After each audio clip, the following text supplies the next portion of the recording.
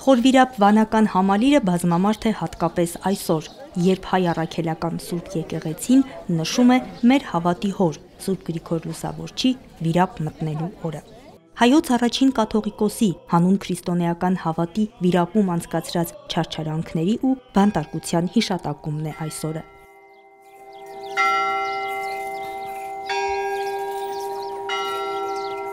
Ավանդաբար այս տոնին Մայրաթոր Սուրբ Էջմիածնից խորվիրապ է բերվում Սրբի մասունքակիր աչը։ Քահանա հայրերի ուղեկցությամբ շատ ուխտավորներ են եկել վանք, մասնակցելու տոնական պատարագին, հաղորդակցվելու Սրբի մասունքին, նորոգելու իրենց ուխտը։ Մենք ամեն տարի պարտադիր գալիս ենք խորվիրապ Գրիգոր Լուսավորչի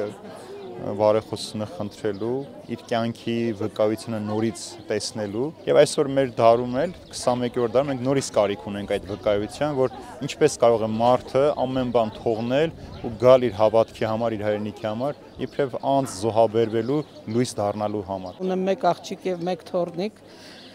Ուզում եմ, որ իրանք լավ հավատացյալներ լինեն, Աստծո սիրով ապրեն, ուրիշ ոչինչ չեմ ուզում, փառք Աստծո, ամեն ինչ տվել է Աստված։ Գտնվում ենք Պարքի շրջանում եւ ուզեցինք, որ անպայման մենք էլ այսօր գանք եւ այն աղոթքների մեջ հիշենք մեր զինվորներին, մեր սահմանը, մեր երկրի համար աղոթենք, որ խաղաղ լինի։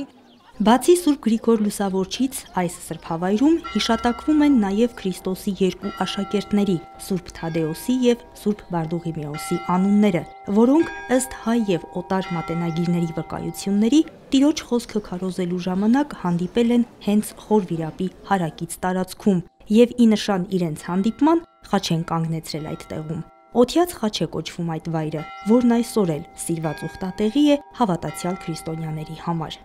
Այսպես մուտք գործեց քրիստոնեությունը հայոց աշխարհ եւ հենց այստեղից սկսեց առաջին լուսավորիչների գործը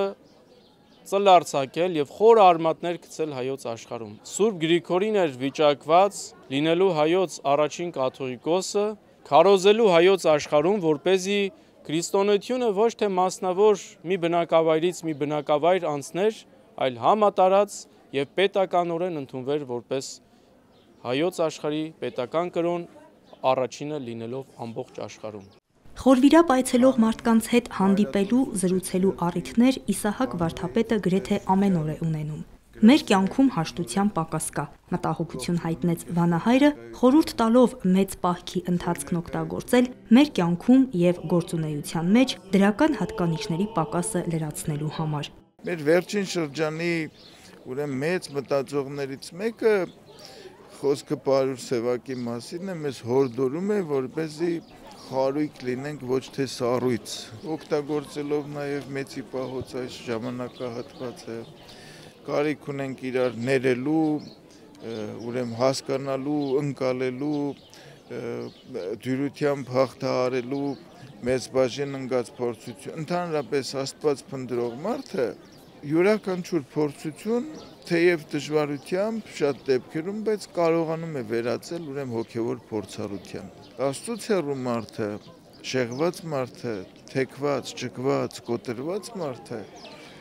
միշտ ուրեմն շիդակ ճանապարհի գալու դժվարություն ունի։